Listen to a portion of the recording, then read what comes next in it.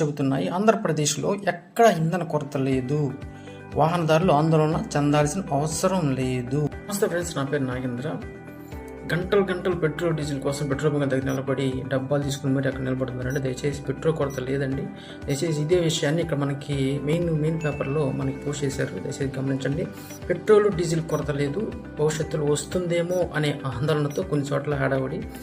అవసరం మేర నిల్వలు ఉన్నాయంట. ఇంధన సంస్థలు స్పష్టీకరణ చేశాయి. పెట్రోల్ డీజిల్ కొరత లేదు, భవిష్యత్తులో సమస్య వస్తుందో కొందరు అవసరం లేకుండా ట్యాంక్ ఫుల్ చేస్తున్నారు, మరికొందరు డబ్బాలు తెచ్చి పెట్రోల్ డీజిల్ నింపేస్తున్నారు.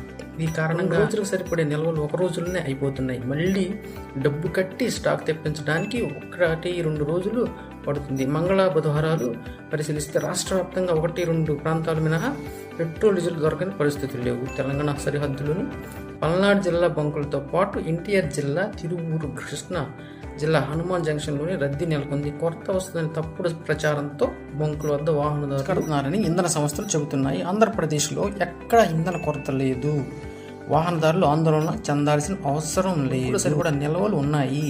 అన్ని పెట్రోల్ టెర్మినళ్లు, సరఫరా కేంద్రాల్లో పూర్తి స్థాయిలో స్టాక్ ఉంది అని HPCL, BPCL, IOCL సమన్వయకర్త భాస్కర్ రెడ్డి బుధవారం ప్రకటనలో తెలిపారు. దయచేసి గమనించండి, పెట్రోల్ డీజిల్ కొరత ఆంధ్రప్రదేశ్లో లేదు.